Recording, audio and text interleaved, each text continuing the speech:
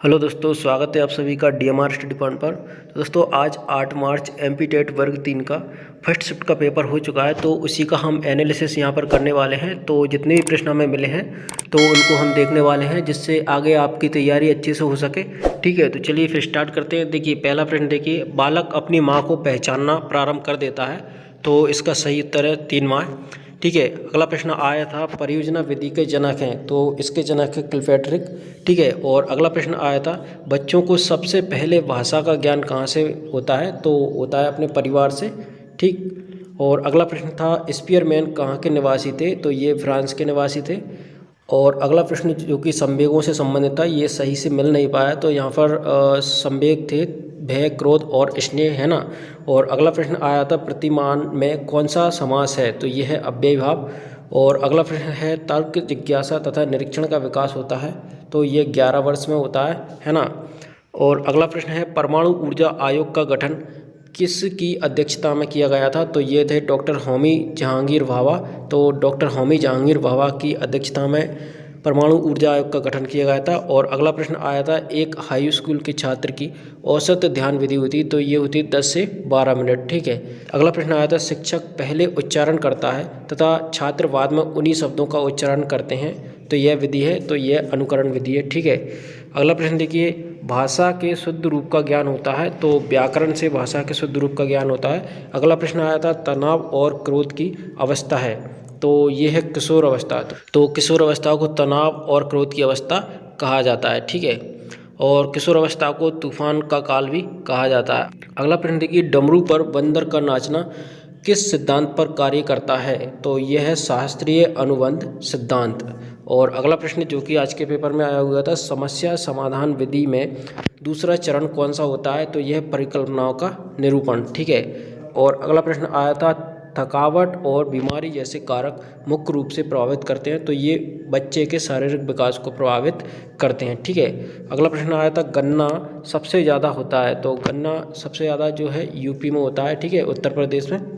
और अगला प्रश्न जो है ग्रीन मफलर किससे संबंधित है, तो यह ध्वनि प्रदूषण से संबंधित है। ठीक, अगला प्रश्न आया था समुद्र में पाया जाता है, तो समुद्र में सोडियम क्लोराइड पाया जाता है। ठीक है, अगला है वायुमंडल की सबसे निचली परत है, तो क्षोभ मंडल। तो दोस्तों ये परतों से संबंधित जितने भी क्वेश्चन बनते हैं आप जरूर उनको पढ़ के जाएँ। ठीक है, जितनी भी परतें होती हैं उनकी मोटाई क्या है और किस परत की क्या क्या विशेषता है, तो ये सारी चीज़ें आप पढ़कर जरूर जाएँ।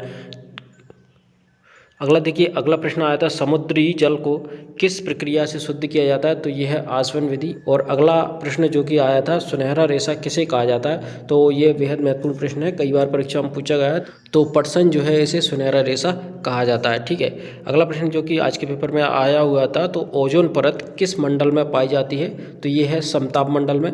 दोस्तों ओजोन परत से लगातार प्रत्येक पेपर में प्रश्न आए हुए हैं, तो आप ओजोन परत के बारे में जितने भी क्वेश्चन बनते हैं उनको पूरी तरीके से तैयार करके जाएं। ठीक है, और अगला देखिए प्रकाश का मार्ग होता है, तो प्रकाश का मार्ग जो है सरल रेखीय होता है। ठीक है, अगला देखिए बालिकाओं की लंबाई किस अवस्था में बालकों से अधिक होती है, तो ये बाल अवस्था में होती है। ठीक, अगला प्रश्न जो कि आज के पेपर में आया हुआ था तो संविधान के किस अनुच्छेद में उपराष्ट्रपति पद का प्रावधान किया गया है, तो यह है अनुच्छेद 63। और अगला प्रश्न जो कि आया हुआ था मापन का क्षेत्र किस प्रकार का होता है, तो मापन का क्षेत्र होता है व्यापक।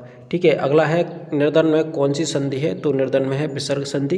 कृपाण का विलोम आया हुआ था। ठीक है, तो विलोम शब्द भी आप पढ़ के जाइए हिंदी में। और अगला प्रश्न जो कि आया हुआ था हिंदी में लिंग का निर्धारण होता है, तो ये संज्ञा से होता है। ठीक है, ध्यान रखिएगा।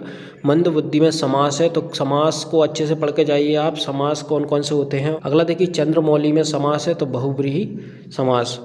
अगला प्रश्न जो कि आया हुआ था तो जहाँ पहुँचा ना जा सके उसे कहते हैं अगम। ठीक है, अगला क्वेश्चन दिव्यांग दिवस कब मनाया जाता है, ये आया हुआ था। ठीक है, तो दिवस जितने भी हैं आप उनको अच्छे से पढ़ के जाइएगा। और अगला क्वेश्चन देखिए सबसे बड़ा चंद्रमा कौन सा होता है, ये क्वेश्चन आज के पेपर में आया हुआ था। और अगला क्वेश्चन देखिए अंतरिक्ष वर्ष कब मनाया जाता है, तो इसको आप देख लीजिएगा इसका आंसर। और अगला देखिए कन्या भ्रूण हत्या से संबंधित एक क्वेश्चन आया हुआ था, तो ये भी आप इसको देख लीजिएगा। ठीक है, तो दोस्तों हमने ज़्यादा से ज़्यादा क्वेश्चन कलेक्ट करने की कोशिश की है, जितने क्वेश्चन मिले हुए थे तो हमने आपके सामने प्रस्तुत किए हैं, जिससे कि आपकी तैयारी काफ़ी अच्छी हो सके। ठीक है।